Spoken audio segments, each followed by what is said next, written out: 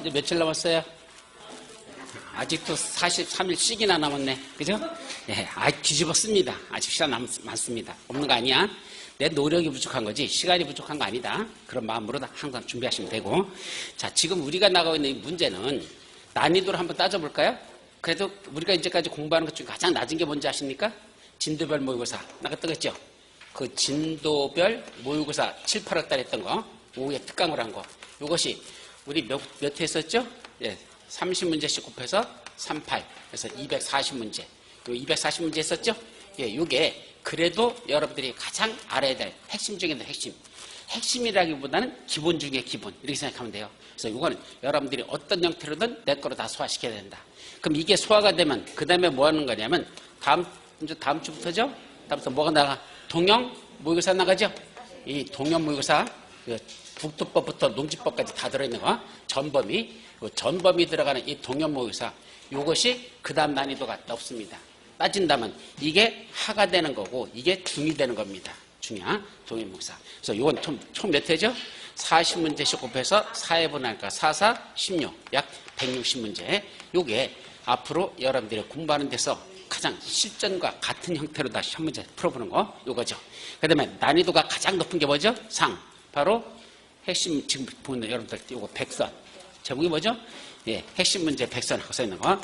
여기서 있는 핵심 문제 100선이라고 된 이게 난이도는 가장 높은 겁니다. 그러면 순서대로 해야 되지 않느냐? 진도별 모의고사 나갔으니까 동형 모의고사 하고 마지막 핵심 문제 풀어야 되지 않습니까? 예, 원래는 그게 맞겠죠. 근데 어차피 다 공부할 것들이야. 근데 요거 핵심 문제 100선이 왜 마지막만 들어놨죠? 왜 핵심 문제 100선이라고? 사실은 마지막 강의 용량. 근데 여기는 여러분들의 실력을 고려하지 않습니다. 뭐 실력이 됐다 안 됐다 중요한 게 아니야. 더 중요한 건 뭐죠? 시험 문제가 이런 게 난다. 날 것만 골라서 쏘는 겁니다. 따라서 여기에 전체적인 문제 중에 가장 중요한 문제는 여기 100선에 다 들어있다. 제일 중요한 건. 그러니까 좀 난이도가 높을 수밖에 없어. 왜? 여러분들이 시험장 가봐. 기본적인 문제들이야 풀지만은 난이도가 또 높은 것들은 못 풀잖아. 근데 그것까지 몇 개는 맞춰야 60점 나올 수 있거든. 그래서 여러분들이 최소한 60점을 가려면 핵심 문제 100선 이상은 넘어서야 그렇게 된다. 그래서 이거는 난이도가 좀 높기 때문에 한 번만 공부해서는 안 됩니다. 최소한 몇 번? 2번, 3번은 보셔야 됩니다. 한두 번 봐서 안 돼. 2, 3번. 그러니까 일찌감치 빨리 해가지고 아직도 아까 43일 남았다고 그랬잖아. 그러니까 43일 남은 시간 동안에 몇 번 보면 된다? 3번 정독하셔야 됩니다. 몇 번? 3번. 이건 3번만 여기 있는 문제들을 정독하십시오. 근데 문제는 여기 문제 만들어놓은 형태가 어떻게 만들었냐. 자, 어떤 내용이 있어요. 그럼 이렇게 내용이 나와. 원칙 이런 게 있다. 근데 예외? 그런데 이런 게 있다.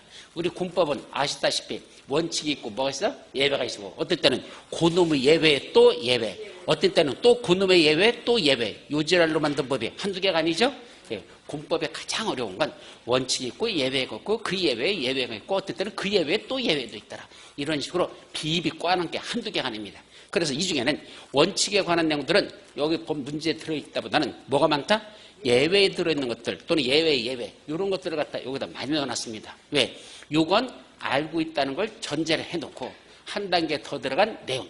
시험 문제는 옛날에는 어디만 넣었었죠? 원칙만 시험 문제 냈었어. 예외 안 봐도 됐었어. 근데 요새 난이도는 전혀 그렇지 않거든. 더더군다나 올해는 작년보다는 조금 더 어렵게 됐다는 게 거의 기정사실화돼 있다면 그때는 뭐 한다? 예외 쪽 또는 예외 쪽 요쪽 파트가 나올 가능성이 높지 원칙보다는 요게 높을 거다. 그러니까 원칙은 당연히 알고 있다는 걸 전제를 해놓고 그 다음 수준에 있는 문제들을 묶어놓은 게 주로 뭐다? 핵심 문제 100선에는 그런 내용이 들어있습니다. 그러니까 요것만 보라는 얘기가 아니라 원칙을 먼저 이해하고 이걸 보라는 얘기죠. 그러다 보니까 뭘 같이 봐야 돼? 요약집을 같이 놓고 지문 하나 보면서 그 지문과 관련된 요약집 파트 거기 보면 요렇게 있었고 이게 있었다. 그러니까 지문 하나가 있다고 그 지문 하나로 끝나는 게 아니라 요약집에 찾아보면 그 요약집에서는 요 지문 하나와 관련된 것들이 몇 가지가 쪼로로 이렇게 쓸 수 있습니다. 요것도 같이 익히라고 해서 요렇게 만들어 놓는 거야. 따라서 예를 들면 다음 중 무엇에 관한 내용 중에 뭐 이러이러한 것들이 한꺼번에 이렇게 5가지가 쭉 열거되는 것들이 있어. 그 5가지를 한 문제로 낼 수는 없어. 그렇게 100문제밖에 없으니까. 그럼 이 중에 요거 하나만 끄집어내서 문장으로 이렇게 냈습니다. 그럼 요거 한자만 외우라는 게 아니죠. 첫 문제 내는 사람은 요것만 냅니까? 아니야. 이건 낼 수도 있어. 요건 낼 수도 있어. 요건 낼 수. 같이 묶여있는 이 내용 중에 요걸 낼 건지 요걸 낼 건지는 출제자 마음이거든. 나도 그건 몰라. 내가 그거 알면 여기 안 앉아 있어. 여기서 강의 안 해. 어디 가 있어? 미아리에 가가지고 돗자리 깔을 거야. 예, 이거 다 한다면. 그러니까 이건 아무도 모르는 거야. 출제를 뭘 했는지 요걸 내지 않고 요걸 낼 수도 있거든. 그러면 요것만 딸딸 내려왔다가 이거 모르면 어찌 모르는 거야. 그래서 뭘 찾아봐라? 요 하나의 지문이 있는 게 유학집에서는 이렇게 몇 가지로 되어 있다면 요걸 같이 정리하시라 이겁니다. 그래서 그런 식으로 100문제만 한번 다 정리하면 뭐가 끝난다? 유학집 한 권이 다 끝날 거예요.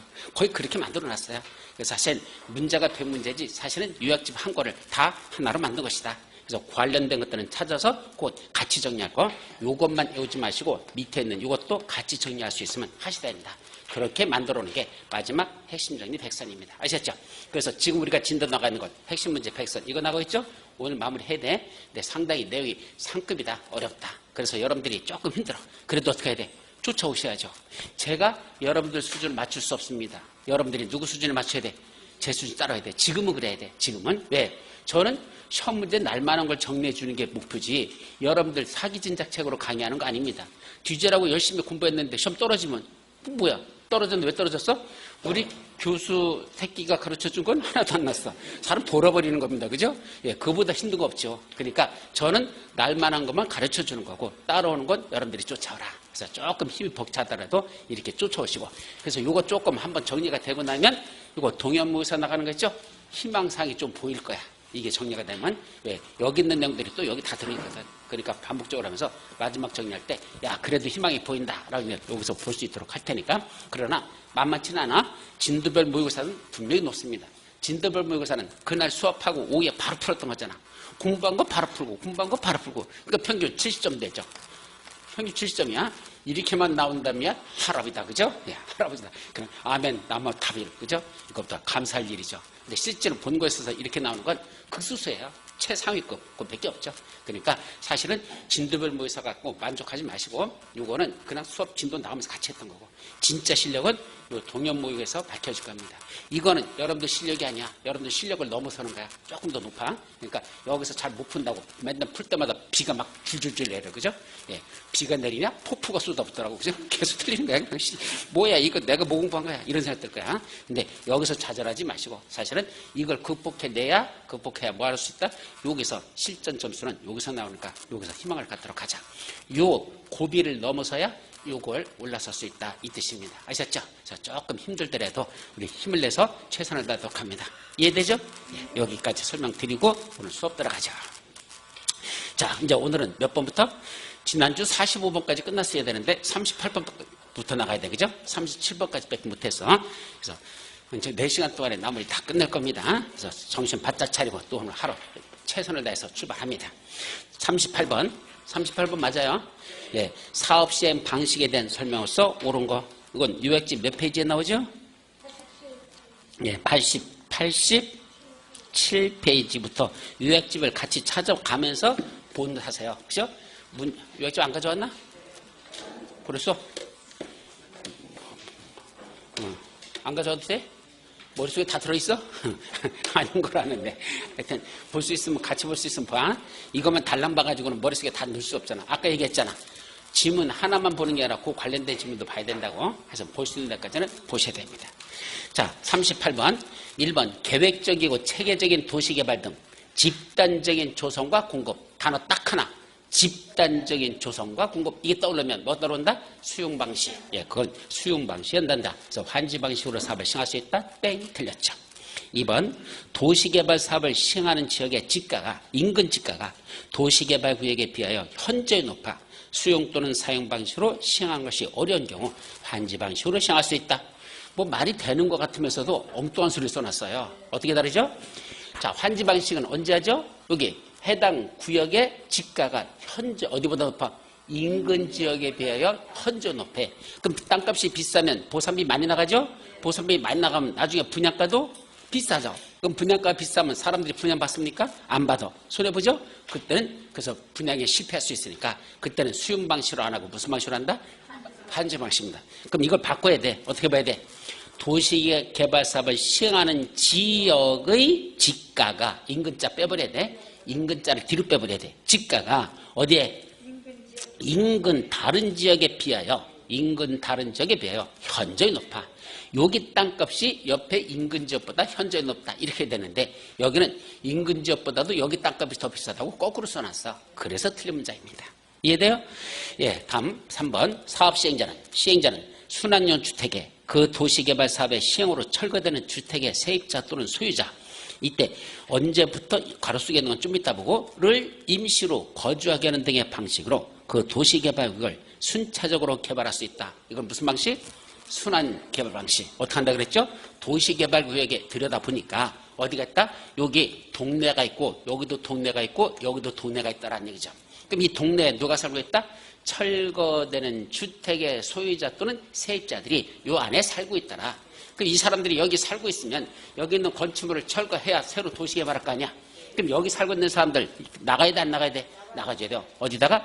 정비구역 내에다가 여기다 또는 그 인근 지역 옆에다가 뭘 만든다? 여기다 일단 주택을 먼저 짓습니다. 여기다 아파트를 먼저 쳐놓고 여기 누가 있다? 철거되는 주택의 소유자하고 또 하나 세입자, 소유자하고 세입자야. 이 두 사람들을 어디다가 여기 있는 사람들 여기 들어가 계시래요. 여기 들어가 계시래요. 살으래요. 이거 진짜 아파트야. 임시로 설치한 가설건축물 아니야. 영구건축물 아파트야 진짜로. 그럼 거기 들어가서 일단 잠시 살고 계시래. 그럼 여기 있던 사람들 다 나갔죠?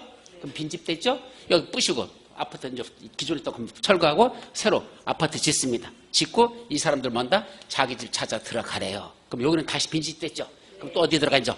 이쪽에 있는 사람들 다시 들어갔다가 다시 다 개발 끝나면 또 자기 집 찾아가게 하고 그러면 저 순차적으로 여기 있는 사람들 또 집어넣었다가 개발 끝나면 자기 집 찾아가래.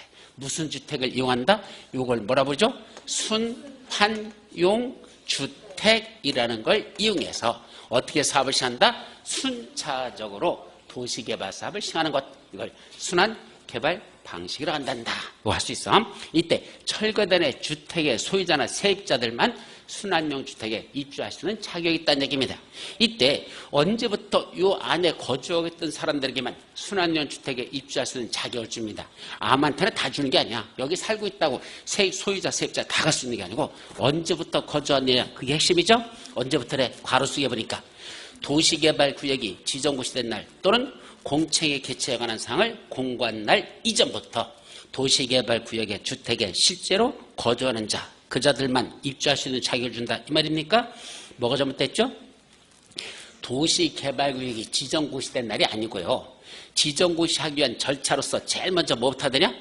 기초조사하고 두 번째 뭐 하더냐? 주민들의 의견을 듣습니다. 세 번째는 100만 제부터 이상이 됐다는 공청회를 개최해야 되고 그럼 이때 주민들의 의견을 청취하기 위해서 공고했거나 또는 공청회를 개최하는 거. 그러니까 공청회는 항상 개최하는 건 아니야. 100만 제부터 이상 됐다면 개최하거든요. 그럼 그 둘 중 하나야. 도시개발구역을 지정하기 위한 주민들의 의견을 듣기 위해서 먼 날? 공람시킨 날 또는 공청회를 개최한 날 이전부터 거기서 먼저 거주하고 있던 소유자, 세입자 그 사람들에게만 어디 들어간다? 순환형 주택에 입주할 수 있는 자격을 드린다. 그 시점이라는 거. 따라서 도시개발구역이 지정고시된 날이 아니라 지정하기 전에 지정하기 위해서 뭔 거? 주민들의 의견을 청취하기 위해서 공람한 날. 그 이후부터 거기에 그 이전부터 거주하고 있던 소유자, 세입자만 순환형 주택에 입주 자격. 그렇게 정리하시죠. 4번 미분할 혼용 방식으로 사업을 시행하는 경우. 제가 왜 이 말씀 드리냐면 우리 시험 문제는 항상 어디 있는 게 많이 난다 그랬죠? 괄호 또는 다만. 그죠? 사람 죽이는 게 이거거든. 예, 괄호 속에 있는 예외적인 사항이라 아니면 다만 해가지고 단서와 정이 들어있는 것들 이런 것들이 시험 문제는 집중적으로 난다 그랬어요. 최근 시험 문제 경향이 다 그래요. 옛날에는 아까 했죠. 원칙 위주로 했는데 요새 뭐 낸다? 예외가 이거야. 괄호 속에 있는 것들 또는 이거 다만 하고 단서들은 이런 것들이 시험 문제가 집중적으로 나오기 때문에 그쪽 파트를 눈여겨서 보지 않으면 문제 접근하기가 어렵다는 거. 그래서 그 파트 위주로 저기 정리된 겁니다. 자, 4번 미분할 혼용 방식으로 사업을 시행하는 경우 환지에 대해서는 환지 방식에 대한 사업 시행에 관한 규정을 정하고 그 밖의 사항은 나머지는 뭔다? 수용 사용 방식에 대한 규정을 정한다. 그게 미분할 혼용 방식의 사업 시행 방법입니다. 맞죠? 5번 지방자치단체가 도시개발 사업의 시행 방식을 무슨 방식에서? 환지 방식에서 수용 방식으로 변경하는 것이 가능하다. 자, 결론만 얘기하면 사업 시행 방식에 전환이 있어요. A라는 방식으로 하다 B라는 방식으로 사업시행 방식으로 변경할 수 있어. 근데 무슨 방식으로 추진하다 여의치 않으니까 무슨 방식으로 바꾸는 건 가능하더냐? 수용 방식으로 추진하다가 안 되면 환지 방식으로 바꾸는 건 돼. 근데 거꾸로 환지 방식으로 추진하다가 수용 방식으로 바꾸는 건 절대로 안 돼. 그건 안 돼요. 반대로 하면 안 돼. 왜 그런다 그랬죠? 수용 방식은 사람들이 좋아하지 않는 방식입니다. 왜냐하면 보상비를 많이 주지 않거든. 개발 전 이익의 현재 상태로서 평가해서 보상비 주죠. 근데 여기 개발하고 나면 땅값은 어마어마하게 오르잖아. 그거 고려하지 않고 개발되기 전에 이익을 준다는 얘기죠. 막대한 손해를 봅니다. 그러니까 수용 방식으로 한다면 사람들 입이 이만큼 튀어나와요. 그죠? 우리는 조금 주면서 사업시행자 저 새끼만 돈 많이 벌고 이렇게 나오거든. 대장동도 보세요. 그죠? 소유자한테는 찌꾸리만큼 주고 나머지는 무슨 화천대유니 이런 새끼들은 몇천억씩 가져가고 이런 개 같은 경우가 벌어지는 게 무슨 방식? 수용 방식이라는 얘기입니다. 사람들이 원하지 않아. 근데 무슨 방식은? 환지 방식은 어쨌든 새로 개발한 땅을 주잖아. 그럼 개발되면 땅값이 올라 안 올라? 오르거든. 보통은 환지 방식이 훨씬 더 이익이 됩니다. 반드시 그런 건 아니지만 대부분이 환지 방식의 소유자들이 선호하는 겁니다. 근데 처음에는 수용 방식으로 했다가 땅값들이 너무 많이 올라가지고 보상비가 많이 나갈 것 같으니까 복잡. 차라리 환지 방식으로 하자. 사람들이 싫어하지 않습니다. 그럼 받아들여.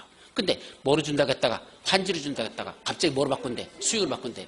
그럼 사람들이 뭔가 뭐 이런 개 같은 경우가 있어. 이제 이렇게 시작하는 거죠. 뭐야 이거 갑자기 땅 준다더니 왜 돈 받고 떠나라고 우리 보고 쥐꼬리만큼 주면서 사람들이 불만이 극에 올라갑니다. 그럴 때는 아마 어마어마한 데모가 벌어질 거고 그 사업 시행이 제대로 될 수 없습니다. 그래서 수용 방식으로 하다가 환지 방식으로 하는 건 사람들이 좋아하니까 가능하지만 환지 방식으로 한다고 했다가 수용 방식으로 바꾸는 건 거의 불가능하다. 사업하기가 만만치 않다. 아셨죠? 그런 뜻으로 새겨들으면 됩니다. 따라서 5번은 어떻게 쓴 거야? 반대로 써서 틀렸습니다. 자, 39번. 수용 또는 사용 방식으로 사업을 시행하는 내용으로서 옳은 것. 1번. 지방공사가 수용 또는 사용 방식으로 사업을 시행하기 위해서는 사업 대상 토지 면적 3분의 2 이상에 해당하는 토지를 소유하고 토지사 총수 2분의 1 이상에 해당하는 자의 동의를 받아야 된다. 자, 여기는 핵심 뭐죠? 민간 시행자는 함부로 사업을 시행하지 말라. 이게 핵심이죠. 그럼 민간 시행자가 사업을 시행하려면 수용 방식으로 하려면 수용 방식이야. 어떤 요건? 토지 면적 3분의 2 이상을 뭐하고 소유하고 토지사 총수 2분의 1 이상의 뭐도 받아야 돼? 동의를 받아야 민간 시행자는 수용 방식으로 사업을 시행할 수 있습니다. 근데 여기는 누가 튀어나왔어요? 지방공사. 그럼 지방공사가 민간 시행자입니까? 아니거든요. 공공시행자거든요. 그럼 공공시행자는 이런 요건을 갖춰야 됩니까? 안 갖춰도 됩니까? 안 갖춰도 돼요. 면적 3분의 1 이상을 소유하라고? 필요 없어. 처음부터 그냥 소유한 거 하나도 없이 수용 이렇게 하면 돼. 누구는? 공공시행자는 처음부터 수용하는 방식으로 할 수 있고 민간 시행자는 지가 3분의 1을 사들여서 소유를 해야 비로소 수용 방식으로 할 수 있는데 그것도 면적 3분의 1만 소유했다고 되는 게 아니고 뭐도 갖춰야 돼? 총수 2분의 1. 여기 있는 사람들의 2분의 1 이상이 내가 사업시행자도 괜찮다고 민간 시행자 내가 해도 괜찮다고 동의해줘야 비로소 민간 시행자는 수용할 수 있습니다. 그래서 일반적으로 수용 방식으로 사업을 시행할 때는 민간 시행자가 하는 경우가 거의 없습니다. 대부분이 그렇습니다. 대부분이 공공시행자들이 하는 게 일반적이지 민간 시행자는 수용할 수 있는 요건이 워낙 까다로워가지고 일반적으로는 잘 안 하더라. 아셨죠? 그런 의미를 갖는 겁니다. 두 번째, 토지사원 채권을 그러니까 지방공사는 이런 요건이 필요 없다. 핵심이에요. 지방공사 간단해. 동의 요건이 필요 없다. 왜? 공공시행자니까. 3번. 2번, 토지사원 채권을 이전하는 경우. 자, 토지사원 채권이란 뭐죠? 여러분들에게 미리 돈을 받아가지고 그 돈 갖고 대지를 매입하거나 구입하거나 또는 건설자재를 구입하거나 또는 공사비에 충당을 하기 위해서 미리 돈을 받습니다. 여러분들 나한테 미리 돈 줄래? 그럼 나중에 너희들한테 뭐로 줄게? 이렇게 해서 토지를 줄게. 이렇게 하는 거죠? 아니다. 다시. 틀렸어.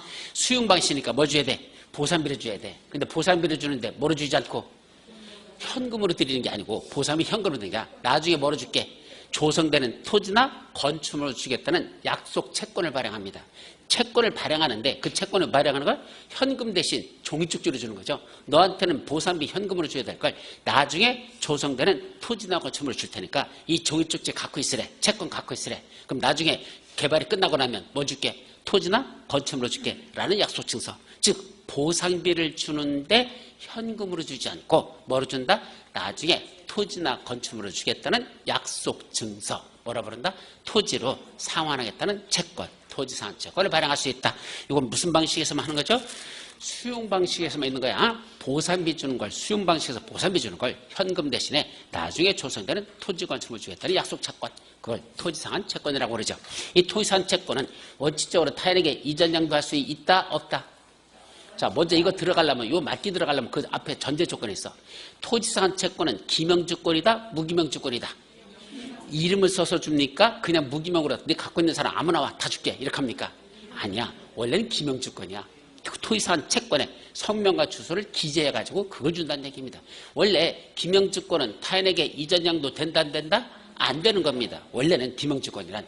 만약에 타인에게 이전 양도가 가능하다면 굳이 이름 쓸 필요 없어. 그냥 갖고 있는 거 넘겨주면 넘겨받은 사람이 소유자가 넘겨받는, 왜 이전 양도 할 수 있다면 마지막 갖고 있는 사람이 오면 되는 거지. 근데 이건 기명주권으로 발행해요. 근데 중요한 게 뭐죠? 토지산 채권은 기명증권임에도 불구하고 타인에게 이전 양도할 수 있다. 여기까지 갔어. 이건 여기까지를 알고 있어야 그 다음 이 지문에 들어가는 거야.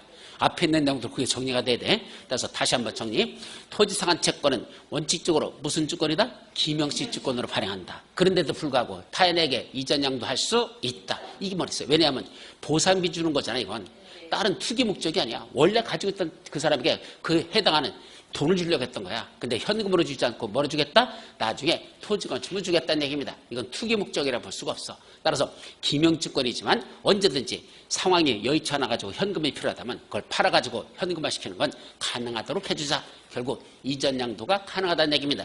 그럼 이전 양도하면 넘겨받는 사람을 뭐라 부른다? 취득자. 이제 거기서부터 여기 나온 거야. 그러니까 앞에 거 배경을 모르면 이 말귀가 뭔지 못 알아들어. 자, 그때 넘겨받는 사람 뭐라 부른다? 취득자. 그 취득자는 자기의 성명과 주소가 어디에? 토지산 채권 원부에 기재되지 않으면 취득자는 발행자 및 그 밖의 제3자에게 대항하지 못한다. 자, 이게 나오려면 요 앞에 하나가 더 있어. 어떤 내용이 나오죠? 취득자는 자기의 성명과 주소를 어디다? 토지상한 채권 원부에 기재해달라고 요청하여야 한다. 즉 넘겨받는 사람은 그 넘겨받는 사람이 누굴 찾아야 돼? 발행자인 사업시행자 찾아와야 됩니다. 와서 뭐라고 하죠? 저기 발행자님, 사업시행자님, 당신이 발행했던 토지산 채권 이 친구한테 발행했잖아요. 성명 이제 기재되죠? 그거 누가 넘겨받았으니까 제가 취득자니까 제가 넘겨받은 사람이니까 자기의 취득자의 성명과 주소 좀 어디다? 이 발행자가 갖고는 채권 원부, 그 원부에 자기 이름을 기재해달라고 요청해서 여기 이름이 기재돼야 무슨 요력이 있다? 이전력.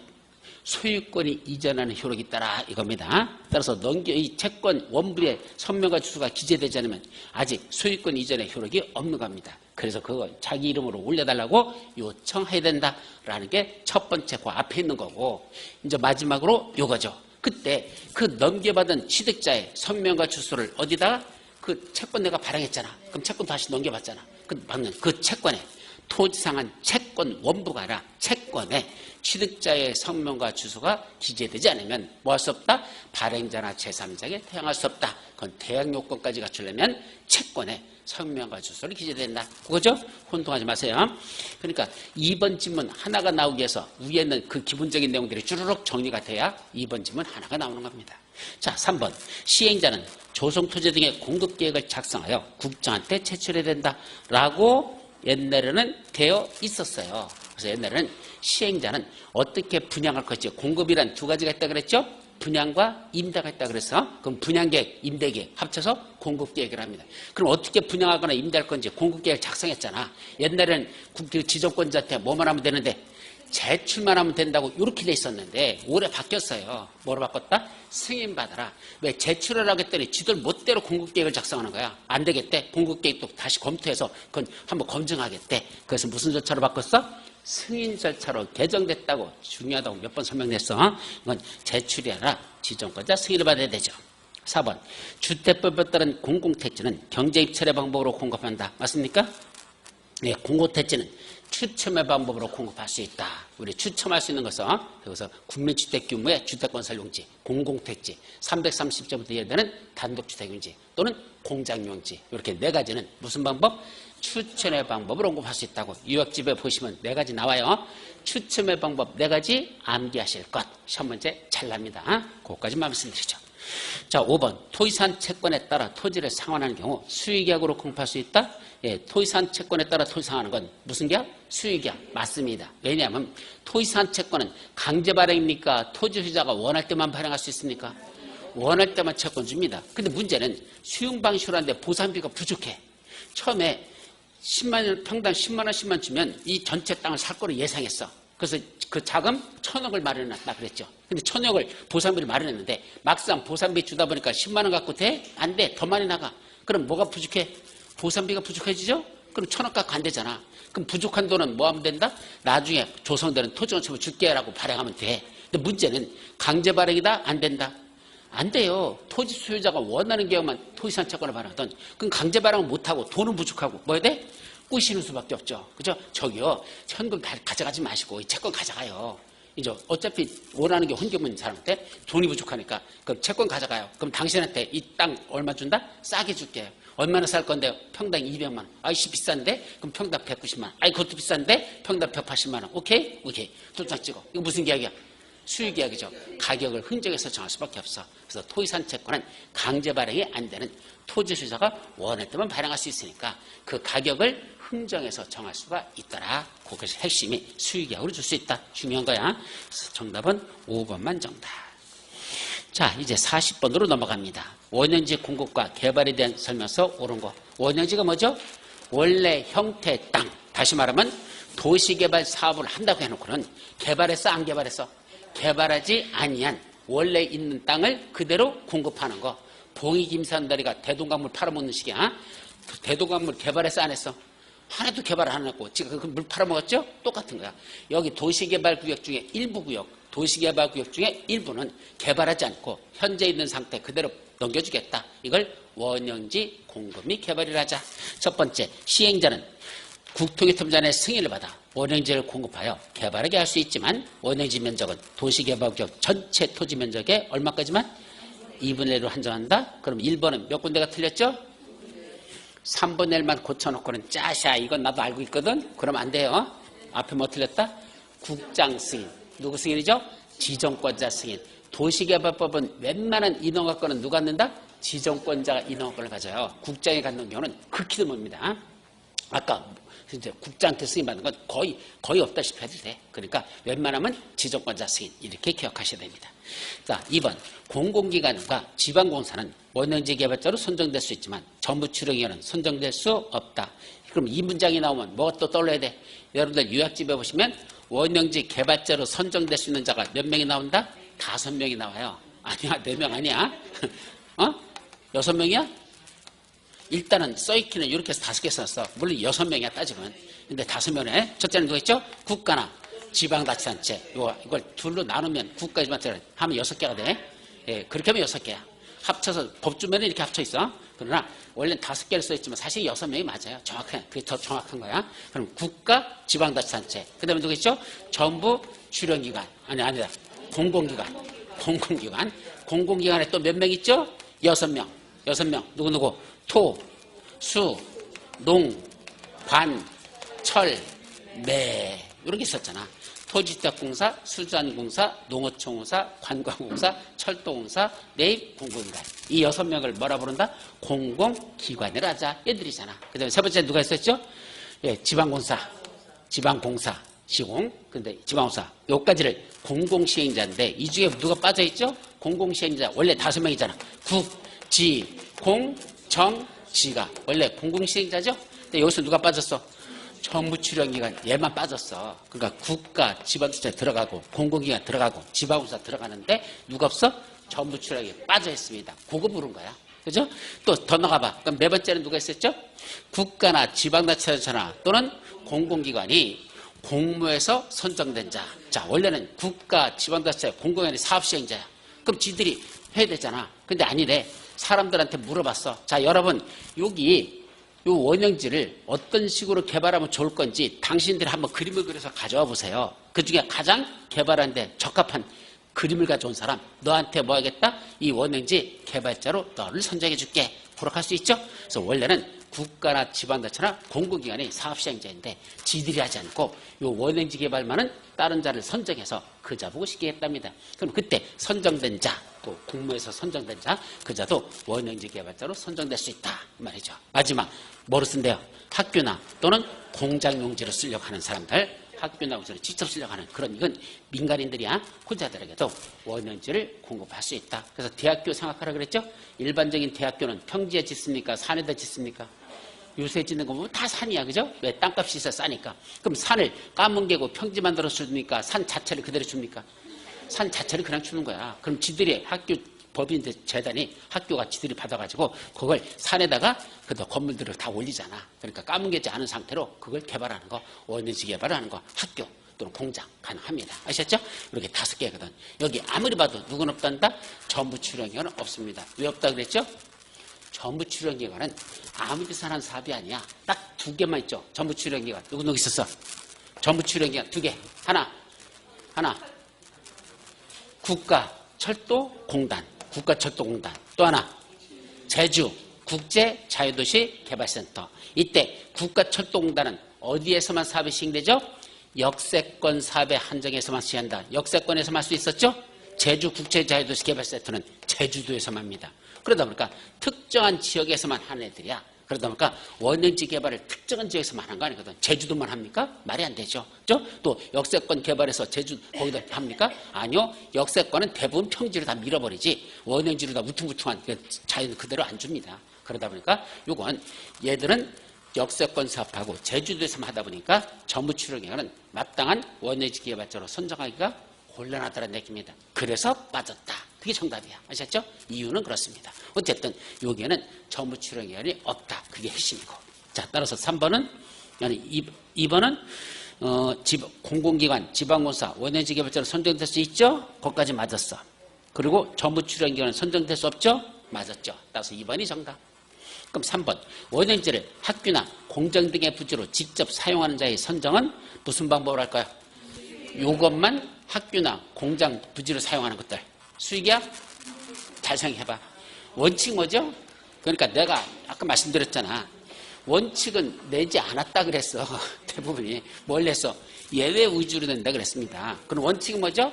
원래 원형지 공급은 경제입체라고 쓸까? 수익이야기일까? 예, 수익이야기예요. 왜요? 이 사람들 대부분이 수익이야기를 하는 이유는 공급받는 자들을 봤더니 국가나 지방자치, 공공기관, 지방공사 대부분이 뭐죠? 공공사업 주체들이거든. 그러니까 공공사업 주체는 경제입체를 붙이지 않아요. 수익이야기로 하지. 그런데 학교나 공장 부지는 아까 누구라 그랬죠? 민간인이라 그랬어요. 그 민간 대학교 진료한다 또는 민간 공장을 진료한다. 그러니까 이 사람들은 수익이야기로 한다. 이건 경제입체를 붙여야겠다. 요게 경제입찰이라 요 차이라는 거죠. 그래서 구분하셔야 돼. 그래서 원래는 수익이야기로 하는 게 원칙인데 원형지 공급, 원형지 개발자 선정하는 건 원래는 수익이야기로 하는 게 맞는데 누구는 학교나 공장용지로 직접 사용하는 자들은 민간인들이니까 수익이야기를 하면 특혜를 주는 거거든. 너한테 주겠다 하는 거 찍어서 주면 거기는 비리가 발생할 수 있죠. 서로 돈이 오갈 수 있어. 특혜가 발생해. 그래서 이건 원래는 경제입찰이야. 다만 이것도 경제입찰에 붙였는데 몇 회 이상 유찰됐죠? 2번 이상, 2회 이상 유찰이 돼버려. 그러면 세 번째 가서는 뭐 한다? 다시 수익이야기로 공급할 수 있다. 예, 1대1로 주자. 할 수 있어요. 그래서 이걸 학교하고 공장용지는 민간인들이니까 여자들한테는 경제입찰에 붙이는 게 원칙인데 그것도 2번 이상 유찰되면 수익이야기로 공급할 수 있다. 그렇게 돌아가는 거. 지금 말한 이걸 다 알아야 지금 질문 이거를 이해할 수 있어. 아셨죠? 그러니까 원칙을 내지 않고 예외를 냈다는 얘기입니다. 그걸 머릿속에서. 그리고 원칙을 알아야 예외를 했지. 그래서 요약집을 찾아보면서 한 단계 한 단계씩 이렇게 들어가면서 요 질문을 끄집어내야 된다 이 말이죠. 됐죠? 그럼 3번은 뭐가 틀렸어? 학교나 공장 등의 부지로 직접 사용자의 선정은 원칙보다 경제입찰 방식 거기까지는 맞아. 근데 경제입찰에 2회 이상 유찰되면 그때는 무슨 방법?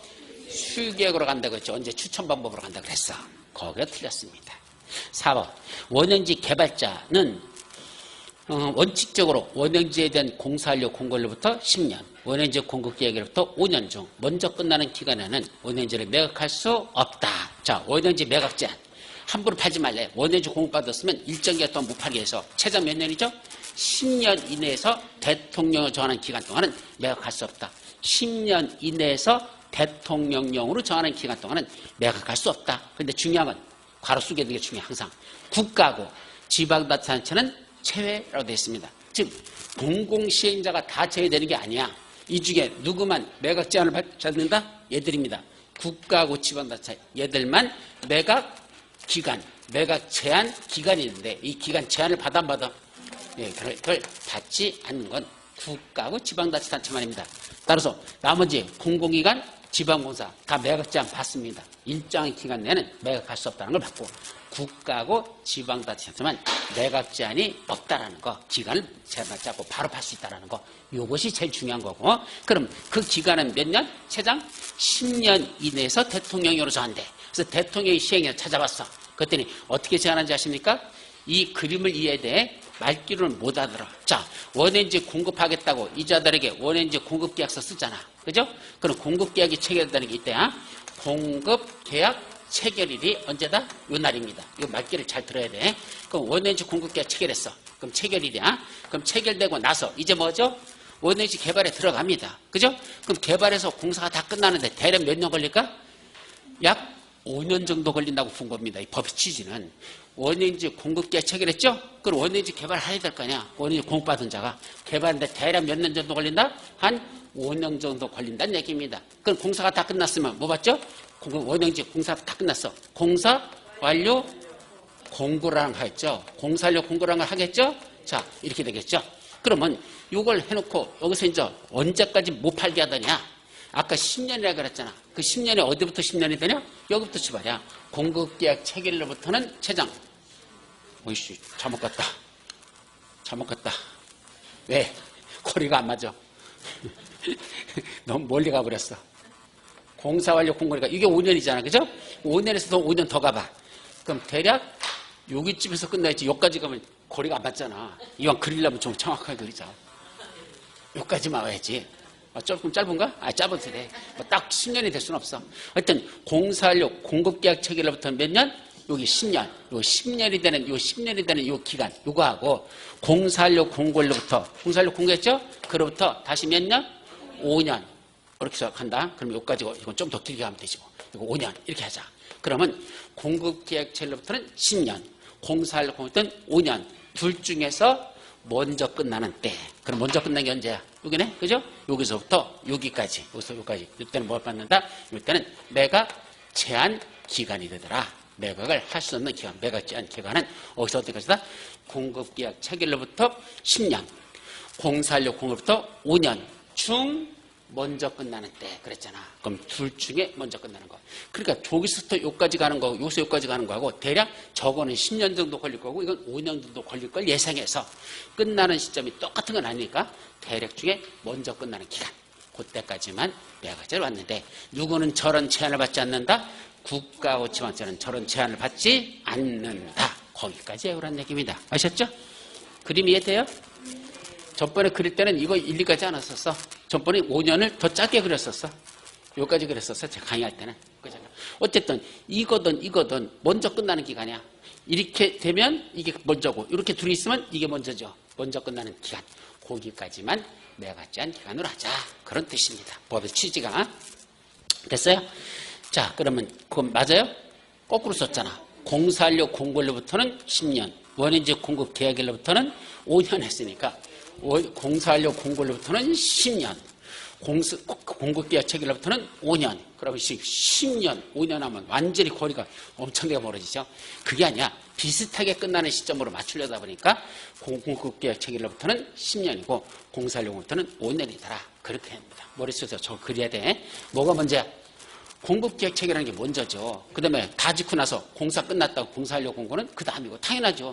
계약을 체결해야 공사를 할 거 아니야. 그죠? 그러니까 계약 체결이 먼저고 공사완료 공고가 나중이더라. 그 중에 길게 가서 10년, 그건 중간에 사 있으니까 5년. 그 중에 먼저 끝나는 때. 이해돼요?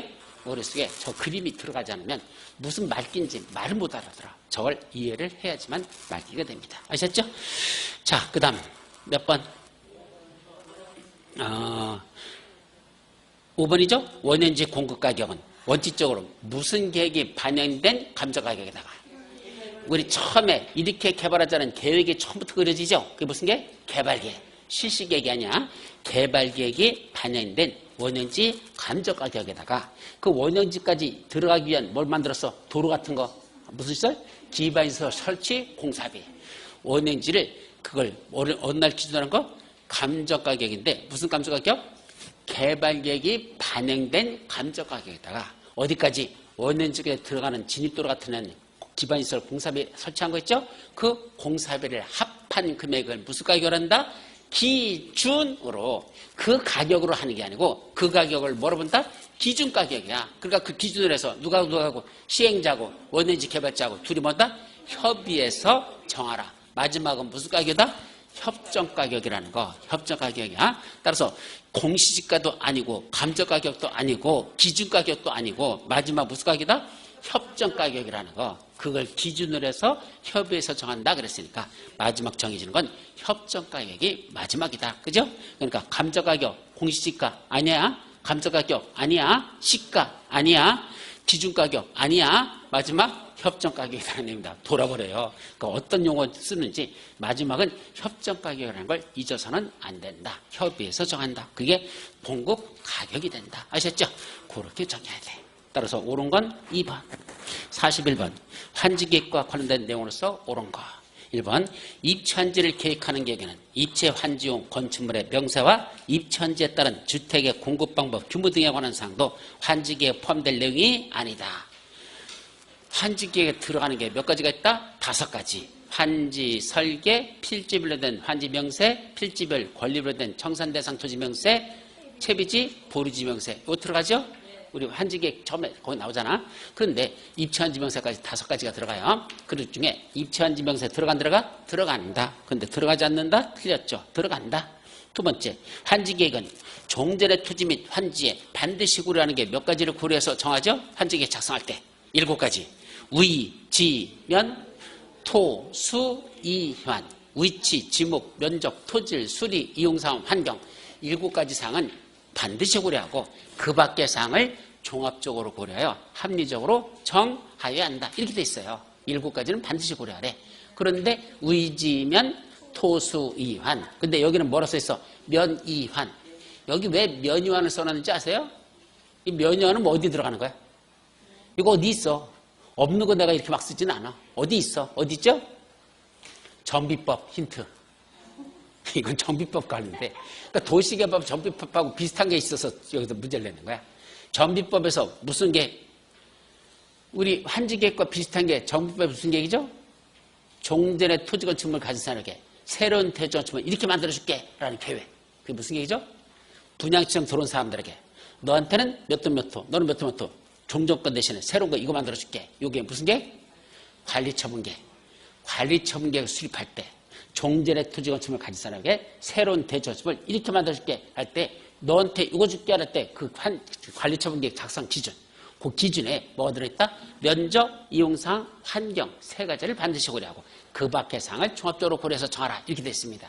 그러니까 환지계획하고 관리처분계획의 차이점만 이걸 서술한 겁니다. 결론은. 따라서 환지계획에는 반드시 포함되는 게 몇 가지? 7가지. 환지계획을 작성할 때 고려할 사항 7가지. 위지면 토수이환. 관리처분계획 수립할 때 고려할 사항 3가지. 반드시 고려하는 거 면이환. 그걸 즉 환지계획 작성 기준하고 관리처분계획 작성 기준에서 반드시 고려할 사항들 몇 가지가 있는지 그걸 구분해서 기억하라고 써놓은 겁니다. 아셨죠? 그러니까 그걸 비슷한 것들이니까 혼동하지 말 것. 자, 3번. 토지 소유자가 신청하거나 동의하면 임차권자의 동의가 없어도 해당 토지 전부 또는 일부에 대해서 환지를 정하지 아니할 수 있다. 환지 부정 중에 토지 소유자가 나 환지 받기 싫어요. 그냥 돈으로 주세요 하고 토지 소유자 동의에 의해서 신청에 의해서 환지 부정할 수 있죠? 그때 임차권자가 있었으면 임차권자 동의 받아 안 받아? 받아야 돼요. 그래서 임차권자의 동의를 받아서 그때는 환지를 정하지 아니할 수 있다 했어야 되죠. 그래서 동의가 없어도 땡. 4번 시행자는 환지 방식이 적용되는 도시개발구역에 있는 조성토지 등의 가격을 평가할 때는 토지평가의 심의를 거쳐 결정하되 그에 앞서 공인평가기관인 감정평가법인 등의 평가를 미리 거쳐야 합니다. 그러니까 뭐가 문제야? 감정평가 먼저 하라는 얘기입니다. 그 다음에 토지평가회의 심의를 거쳐서 나중에 결정한다. 그렇게 됐어요. 순서를 혼동해서는 안 됩니다. 따라서 뭐가 먼저다? 감정평가 먼저고 토지평가의 심의를 거쳐서 그 다음 결정하면 된다. 순서를 그렇게 정의하셔야 됩니다. 그래서 4번은 옳은 정답. 5번 행정청이 아닌 시행자가 환지계획을 작성한 경우는 누구한테 인가받는다? 지정권자한테 인가를 받아라. 맞아요? 아까 제가 뭐라고 그랬죠? 웬만한 건 지정권자라 그랬잖아. 그렇다고 다 그런 거라고 얘기 안 했어 내가. 이런 게 공법이 돌아버리는 게 이거야. 웬만한 건 지정권자라 해놓고 뭐 하는 것만? 환지계획 인가권자만 누구란다? 특도 시장원수 구청장이지. 여기는 지정권자 하면 틀린다. 웬만한 거 계획은 다 지정권자 해놓고 환지계획 인가권자만 누구를 해놨다? 특도 시장원수 구청장으로 돼 있다는 거. 이게 아주 혼동하기 쉬운 거고 시험 문제 잘 나요. 자, 거기 틀렸고 또 환지로 지정된 토지나 건축물을 금전으로 청산하는 변경은 인가를 받지 아니한다. 그건 맞아 틀려? 뭐라고? 환지로 지정된 토지나 건축물을 금전으로 청산할 때는 그때는 인가를 받지 아니한다. 그럼 무슨 말이죠? 변경이잖아. 잘 봐봐. 말기. 환지계획 인가받은 걸 변경할 때는 뭐 받아야 된다? 시험 문제 이거 외워서 푸는 거 아니야. 이게 법칙에 대입해서 푸는 거야. 공법도 시험 문제 풀 때 암기하고 다 푸는 게 있고 어떤 건 그냥 법칙에 대입해서 풀어야 되는 것도 있어. 왜? 다 외울 수 없으니까. 어떤 법칙이죠? 인가받은 걸 변경하려면 뭐 받아야 된다? 변경 인가 받아야 된다. 그런데 경면 변경은 인가받는다? 안 받는다? 안 받고 그냥 하거나 신고하고 할 수 있다. 그게 핵심이야. 경면 변경은 인가받지 않고 그냥 하거나 신고하고 할 수 있다. 이게 핵심이죠. 그러면 어떤 게 경면 변경이죠? 몰라. 왜? 열거되니까. 이런 거 하고 열거해. 이런 게 경면 변경이다. 열거해놓고 그거는 그냥 하거나 신고하지 인가받지 않는다 이 얘기입니다. 그럼 열거된 것들을 시험 문제 낸다 안 낸다? 그걸 낸다는 얘기입니다. 안 내는 게 아니라 그걸 낸다는 얘기입니다. 그러니까 뭔가 열거돼 있으면 열거된 건 뭐다? 경면 변경이고 그걸 끄집어내가지고 시험 문제를 내거든. 따라서 아니 인가받은 걸 변경할 때는 당연히 변경 인가받는 게 맞지요. 그건 당연한 얘기야. 그건 문제로 낼 건덕지가 아니야.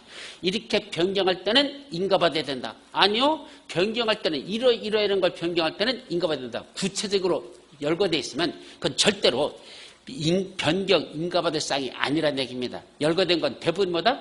경면 변경만 열거하지 변경 인가받을 걸 열거하지는 않습니다. 왜요? 어차피 인가받을 걸 변경하려면 뭐 받아야 되니까? 변경인가 받아야 되니까 굳이 이런 건 변경하는 건 인가받아라 쓰지 않는다는 얘기입니다. 법조문에 그런 건 어떤 법에도 한 군데도 그런 거 들어가지 않아. 그냥 인가받은 걸 변경할 때는 변경인가 받아라. 허가받은 걸 변경할 때는 변경허가 받아라. 승인받은 걸 변경할 때는 승인받아라. 이렇게 하면 되지.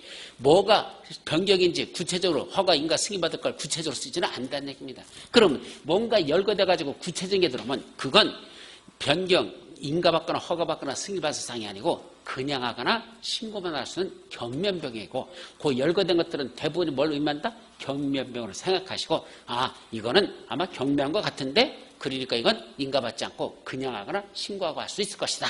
그렇게 찾으라는 얘기입니다. 공법 문제를 푸는 방법 중에 이렇게 풀으면 한 문제 정도는 맞출 수가 있습니다. 모르는 문제도 이렇게 찾아가는 방법 중에 하나야. 제 말이 맞아요. 진리예요. 이걸 여러분들이 연습을 안 해봐서 모르지. 지금까지 이렇게 나왔잖아. 자, 뭐라고 돼 있어? 환지계획을 작성한대. 지정권자 인가받는 거 맞아. 근데 환지로 지정된 토지나 건축물을 뭐로 준대? 땅으로 주지 않고 금전으로 청산할 수도 있대. 그럼 이렇게 처음에는 뭐로 준다고 해놓고 땅으로 준다 해놓고 나중에 돈으로 준다. 변경하는 거죠? 이런 변경은 열거돼 있는 변경이잖아. 변경사 중에 열거된 거잖아. 이런 내용이라고 열거돼 있잖아. 이거 무슨 변경? 볼 것도 없어. 그냥 경면변경으로 생각해. 그러니까 다시 인가받는다 안 받는다? 안 받는다. 그렇게 풀으란 얘기입니다. 그래서 일단 뒷부분은 결국 맞는 문장일 것이다. 잘 모르지만 이건 맞는 문장일 것이다. 이렇게 풀으란 얘기야. 그래서 실제로 맞는 문장이야. 그렇게 정의합니다. 자, 따라서 틀린 건 몇 번? 아니요. 틀린 건 지정권자 인가받는다. 거기가 틀렸죠? 특도 시장수 인가. 그것까지. 42번. 입치환지 등 환지 방식과 관련된 내용에서 옳은 것. 1번. 입치환지는 환지 전 토지나 건축물에 대한 권리를 원리 옮긴다? 구분 건축물에 이전하는 것. 뭐라 부른다? 입치환지. 그럼 입치환지 반대말이 뭐죠? 입치환지 반대말. 평면환지. 평면환지와 입치환지. 평면환지는 개발전 토지를 다시 개발된 토지로 다 이전해 주는 거. 토지에서 토지로 가는 것보다 평면환지. 종전의 토지 또는 건축물을 소유한 자에게 뭐로 주는 거? 구분 건축물로 주는 거. 우리 아파트 같은 거 구분 상가 그렇게 주는 거. 그건 뭐란다? 입체한지. 근데 여기서 중요한 건 입체한지 할 때 종전의 토지 또는 건축물 소유자에게 입체한지 준다 그랬죠? 그때 건축물 소유자의 무허가 건축물 포함 제외. 예, 무허가 건축물 소유자한테도 입체한지 준다? 안 준다? 안 준다. 예, 무허가 건축물 소유자한테는 입체한지를 주지 않습니다. 따라서 무허가 건축물은 포함 제외, 제외. 거기다 뭐라 썼어? 포함, 땡. 거기가 종쳤다는 얘기입니다. 아셨죠? 예. 두 번째, 환지전 토지에 건축물을 소유하고 있던 토지 소유자는 권리가에게 관계없이 입체한지를 신청할 수 있다. 원래 입체한지 신청할 때 뭐 비율까지는 외울 필요 없어. 원래 70%야. 입체한지 가격하고 원래 그 분양받을 가격하고 비교해서 그 미만이면 원래 입체한지 안 주는 게 있어요. 근데 뭘 가지고 있는 사람은 권리가에게 관계없어. 무조건 입체한지 대상이 돼. 뭘 가지고 있어? 종전의 토지 위에 뭘 가지고 살아? 건축물 땡. 건축물이라고 그렇게 넓게 쓰지 않아. 그 중에 더 압축시켜. 건축물 중에서 뭐만? 주택. 그게 핵심이야. 그래서 종전의 토지 위에 뭘 갖고 있었어요? 주택을 소유하고 있는 자는 종전의 이 가격을 평가한 권리가액이 얼마냐? 따질 거 없어. 그냥 당연히 무슨 대상? 입체한지 신청 대상. 그러니까 종전의 토지와 주택을 갖고 있는 사람은 이게 얼마짜리인지 평가할 것도 필요 없어. 무조건 입체한지 대상. 그거는 꼭 외워두라는 얘기입니다. 그래서 종전의 토지 위에 뭐 갖고 있는 사람? 건축물 중에서도 특히 주택을 소유하고 있는 사람에게는 권리가액에 관계없이 입체한지를 신청할 수 있도록 그렇게 해놨습니다. 요약집에서 나와 있어요. 3번 입체한지 신청 기간은 실시계획 내용 등을 토지사에게 통째해주고 그로부터 며칠 이상? 30일 이상 60일 이하로 해야 됩니다. 그래서 20일이 아니라 30일 이상 60일 이하. 자, 20일은 연장할 수 있다. 4번 하나의 환지계 구역에서는 같은 방식을 적용한다. 그리고 입체한지를 시행하는 경우는 반드시 무슨 식으로 한다? 평가식.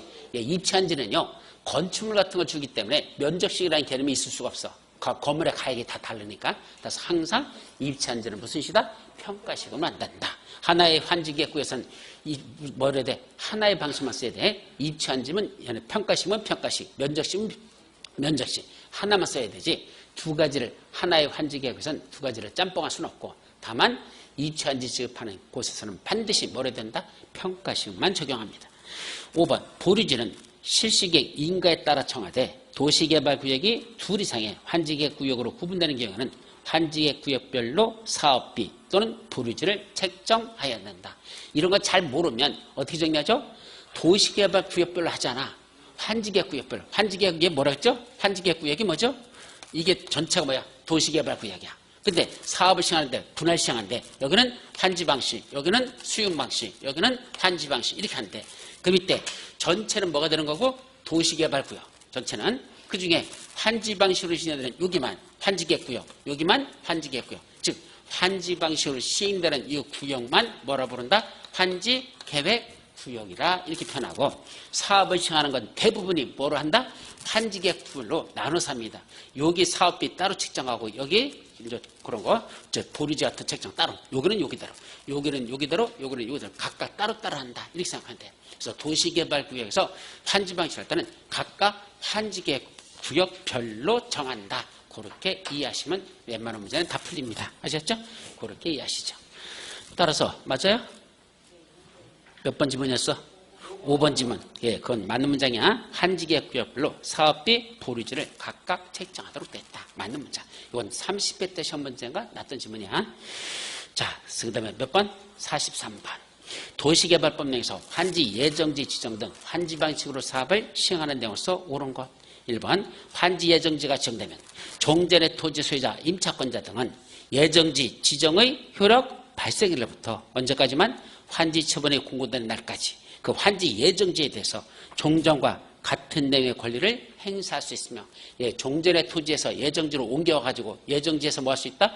종전과 같은 권리를 행사할 수 있으며, 문제는 종전의 토지 건축물은 더 이상 사인수할 수 있다 없다? 없다. 예, 종전의 토지는 더 이상 사인수할 수 없다. 예, 예정지로 사인수권을 이전했으니까 종전의 토지는 더 이상 사인수할 수 없습니다. 근데 문제는 2번이죠. 2번 시행자는 채비지 용도로 환지 예정지가 지정될 때 자, 예정지에다 뭘 지정했다고? 채비지를 정했대요. 그러면 이 사업 시행자는 그 채비지를 뭐 할 수 있죠? 도시개발 사업에 드는 비용을 충당하기 위해서 사용 수익하게 하거나 또는 뭐 할 수 있다? 처분할 수 있다. 예정지에 지정된 채비지는 사업 시행자가 아직은 자기가 아니야. 장차 가질 땅이지. 그럼에도 불구하고 미리 사업비에 보태 쓰기 위해서 사업비를 쓰기 위해서 미리 뭐 할 수 있다? 처분할 수 있다. 다른 사람에게 사용수익해서 사용료 대부를 받아서 그걸 쓰거나 아니면 아예 팔아가지고 사업비에 충당할 수 있습니다. 예정지에 지정된 채비지 모두 할 수 있다?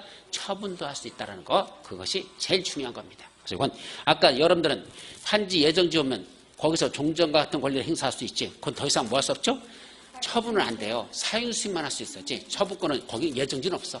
근데 시행자는 예정지의 채비지를 지정해놓고 일찌감치 뭐 할 수 있다? 처분해서 팔아가지고 사업비에 보태 쓸 수 있다. 그것이 차이가 있다는 거. 그래서 중요한 겁니다. 자, 몇 번? 3번. 임차권자 등의 목적인 토지에 관하여 한지 예정지가 지정된 경우 임대료 증감 청구 등의 행사는 언제까지만 행사할 수 있죠? 한지 예정지 지정일로부터 30일 이내. 맞아요? 아니야. 한지 예정지 지정의 효력 발생일로부터 60일. 또 30일을 60일만 고쳐놓고 맞았대요. 나 돌아버려. 앞에 틀린 건 모르고. 뭐 틀렸어? 예정지 지정일이 중요하지 않다 그랬죠. 지정의 효력 발생일. 한지 예정지 지정의 효력 발생일로부터 60일이 지나면 행사할 수 없습니다. 자, 조심하시고 4번.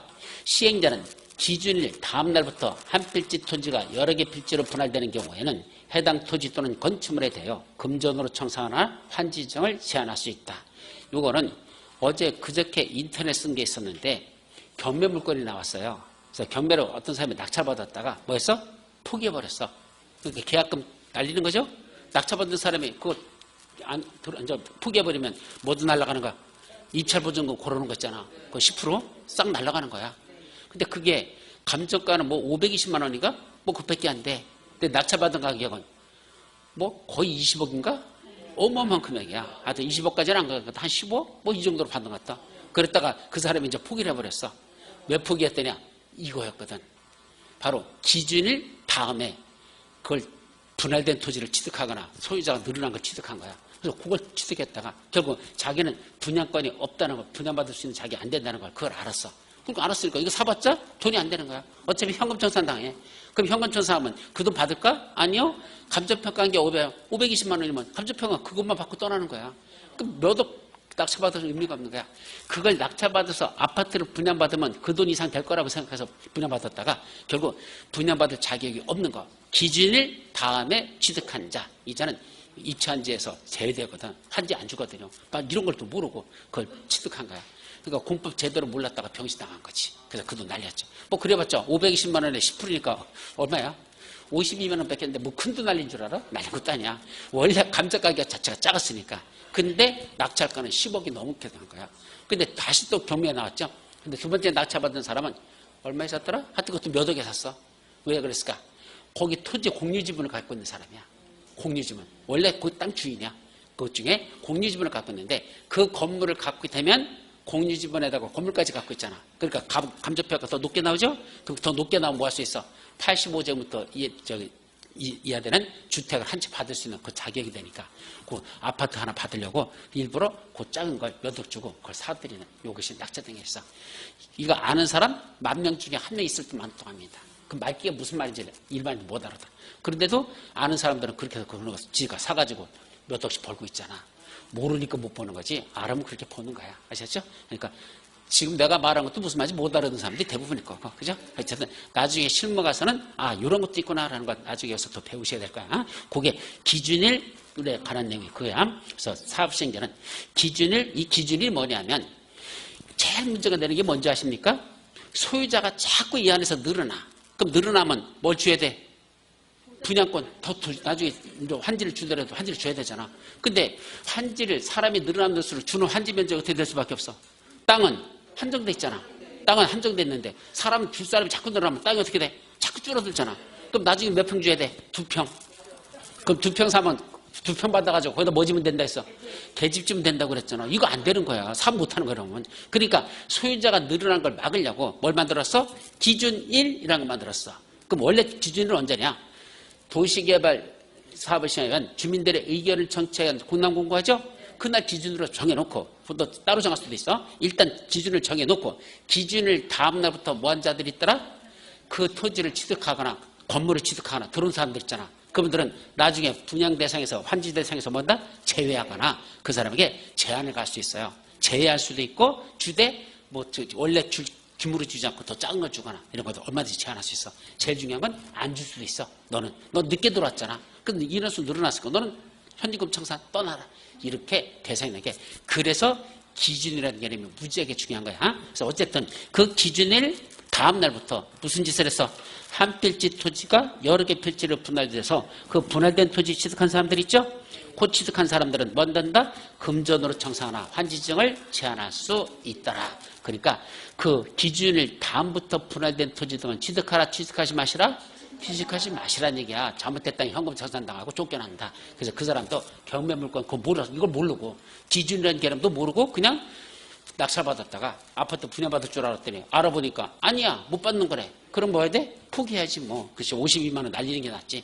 이거 뭐 몇 억씩 주고 살 일은 아니잖아. 그래서 그 사람이 끝나고 다른 사람이 다시 재경매 들어가서 낙찰받았다.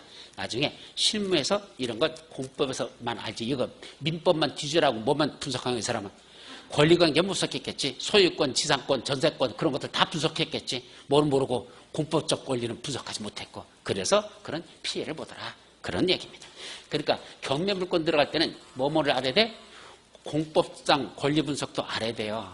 다음 주 목요일 날 제주도에 이 강의 가거든. 예, 다음 주 목요일 날 공법상 권리 분석 그 경매 물건. 그래서 경매 민법상 권리 분석하는 거에다 플러스 공법상 권리 분석도 알아야 되거든. 그래서 이것도 나중에 실무할 때는 대단히 중요한데 민법상 권리 분석은 엄청나게 많이 해. 근데 공법상 권리 분석하는 교수는 거의 없어. 왜? 너무 어려우니까. 예, 이런 거 분석하기가. 그래서 거의 없습니다. 자, 5번. 환지객구역의 토지 소유자 총수 4분의 3. 그 다음에 괄호 빼고 일단 이 동의하는 경우는 평균 토지 부담률 60%를 초과해 정할 수 있다. 자, 평균 토지 부담률 박스 속에 나오죠? 요약집에 보면 그 속에 보면 원칙적으로 평균 토지 부담률은 몇 퍼센트를 초과할 수 없다? 50%를 초과할 수 없다. 그러나 지정권자가 인정하면 60%까지도 할 수 있다. 그런데 토지 면적 3분의 3이 오케이 하면 그때는 얼마까지도 가능하다? 그때는 60%를 초과해서 정하는 것도 된다? 안 된다? 된다. 그래서 안에 토지 소유자의 토지 면적 아니고 토지 소유자 총수 얼마 이상이 3분의 이상이 오케이 하면 그때는 60%를 초과해서 평균 토지 부담률을 정할 수 있다. 이렇게 됐어요. 근데 옛날에는 토지 소유자 전원의 동의를 받아야 60% 초과할 수 있다. 이렇게 만든 적이 있었어. 한 4, 5년 전까지 그랬어요. 근데 전원의 동의라는 게 가능합니까? 불가능한 얘기지. 그래서 바꿔가지고 3분의 이상만 동의하면 60%를 초과해서 평균 토지 부담률을 정할 수 있도록 개정했습니다. 그래서 얼마다? 3분의 2. 자, 44번. 환지 처분에 대한 설명서 옳은 것. 1번. 시행자는 지정권자에 의한 준공검사를 받은 경우 지정권자가 시행자면 공사하려고 공고가 있으면 그로부터 며칠 내에 환지 처분한다? 60일 이내에. 맞죠? 정답이고. 2번. 채비지는 누가 갖죠? 시행자가. 환지계획에서 정한 자가 갖는 건 뭐죠? 보류지. 혼동하지 마세요. 따라서 이건 채비지는 하면 뒤를 고치려면 시행자가. 만약에 환지계획에서 정한 자를 그대로 두려면 앞에를 보류지는 이렇게 들어요. 어떤 걸 고치던지 그건 여러분들 많이 나. 다시 한번. 보류지는 환지계획에서 정한 자. 채비지는 시행자가. 이렇게 되는 거야. 그 자가 각각 언제부터 시작이 되죠? 그건 똑같아. 환지 처분이 공고된 날의 다음 날. 그건 둘 다 마찬가지야. 환지 처분이 공고된 날의 다음 날 소유권을 취득한다. 따라서 여기는 앞에를 둘 중에 하나로 알아서 고치세요. 자, 세 번째. 환지계획에서 환지를 정하지 아니한 종전의 토지에 있던 권리는 청산금을 교부하는 데 소멸한다. 언제 소멸하죠? 청산금 교부할 때 사라집니까? 환지 정하지 않는 사람. 아까 나이 많으신 어르신께서 나 환지 받기 싫어. 그냥 돈 줘. 나 그 돈 갖고 떠나가지고 옆에 있는 땅 사가지고 살겠다. 한 사람 있었죠? 그분 그 사람이 떠나잖아. 그럼 그분 원래 가지고 있던 종전의 토지 권리가 소멸돼야 돼. 언제 사라지죠? 환지 처분이 공고된 날이 끝나는 때 소멸한다. 예, 청산금 지급과 관계없어요. 환지 처분이 공고된 날이 끝나는 때 오늘 환지 처분 공고했으면 오늘 밤 24시 그때 그 권리는 끝난다는 거. 자, 그렇게 정리합니다. 자, 4번. 등기 신청인이 환지 확정일자가 있는 서류로 환지처분 공고일 후에 등기원인이 생긴 것임을 증명하면 다른 등기할 수 있다. 자, 4번은 이제 환지등기거든. 그럼 환지등기 이건 원칙이 하나 또 뭘 썼어? 예외를 써놨어요. 그럼 환지등기 원칙이 뭐죠? 환지등기 원칙. 자, 뭐가 있으면 환지처분 공고가 나면 그로부터 며칠 내에 등기를 초탁하는 신청하죠? 14일. 환지처분이 공고된 후 14일 이내에 등기를 신청하나 촉탁하여야 한다. 누가죠? 사업시행자가 일괄적으로 합니다. 그래서 시행자가 일괄 등기를 신청하는데 언제까지 한다?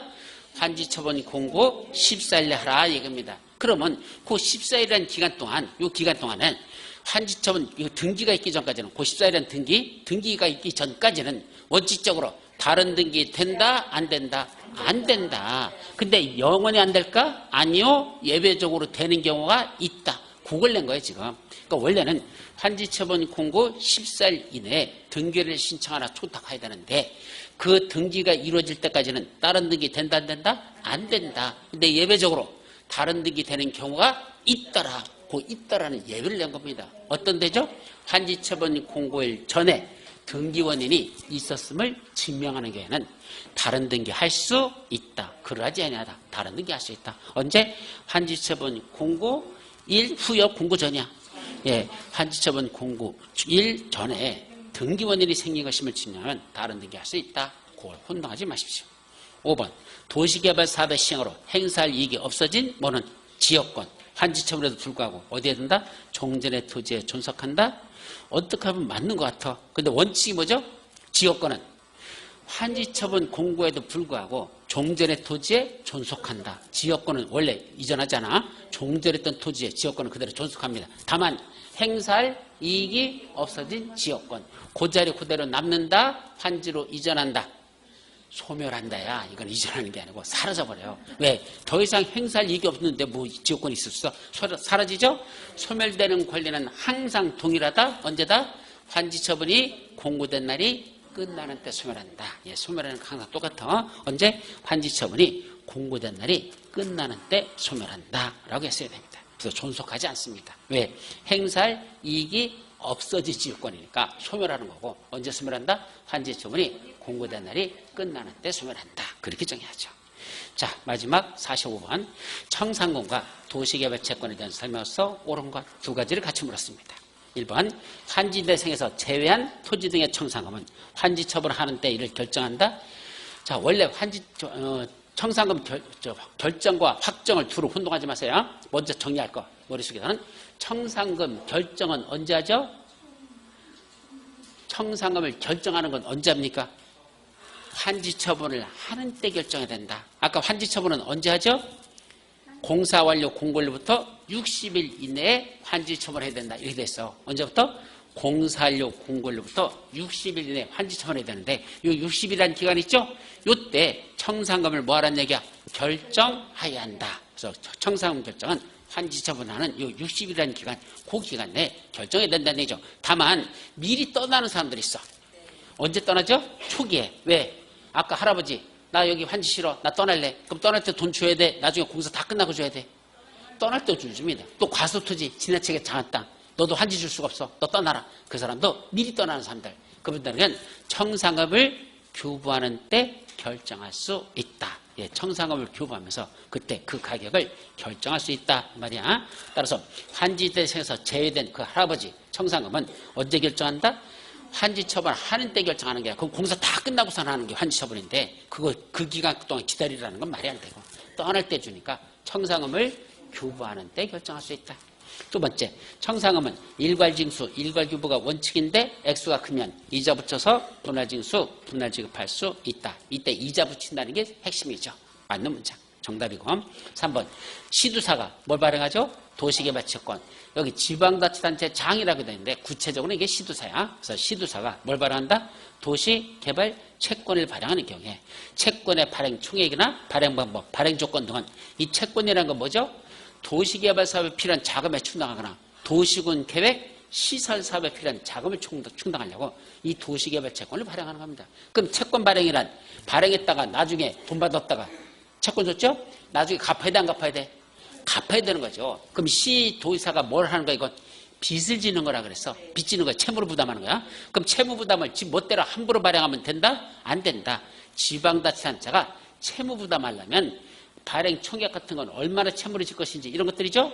함부로 발행하지 말래. 누구하고 먼저 승인받고 나서 발행하라고 됐습니다. 지방자치단체 재정을 통제하고 있는 중앙부처가 있다 그랬어요. 그 부처가 어디다? 행정안전부 장관. 이건 국장이다. 행정안전부 장관의 승인을 받아야 된다. 중요한 거야. 시험 문제 아주 잘 납니다. 자칫하면 틀리기 쉬운 거고. 4번 매입필증을 제출받은 자는 매입자로부터 제출받은 매입필증을 몇 년간 따로 보관한다? 5년간 따로 보관한다. 이 매입필증이 뭐죠? 채권을 아무나 사는 게 아니라 의무적으로 이걸 발행하게 됐습니다. 그럼 어떤 사람이 의무적으로 사야 되죠? 첫째, 무슨 방식으로 사업을 시행한다? 수용 방식으로 사는데 그때 누가? 공공시행자들이 수용 방식으로 사면서 자기들이 다 개발합니까? 일부는 하청을 줍니까? 하청을 주죠. 그럼 하청을 여기서 뭐라죠? 도급계약. 그럼 도급계약 측이라는 하청업자, 그 하청 받는 사람, 도급자. 이 사람은 뭘 사야지만? 도시개발 채권이지만 하청업자로서 도급계약자가 될 수 있어요. 그때 그들을 자 계약서 쓰러 갈 때 채권 가져가야 돼, 안 가져가야 돼? 가져가야 돼요. 나 이만큼 채권 샀어요. 그러니까 나 도급계약에서 나를 이제 사업시행자라 하청업자로서 지정해 주세요. 할 수 있거든. 그때 가져가잖아, 채권. 그럼 매입필증 받았죠? 최소한 그거 몇 년은 보관하라나? 5년은 보관하라. 이런 뜻이야.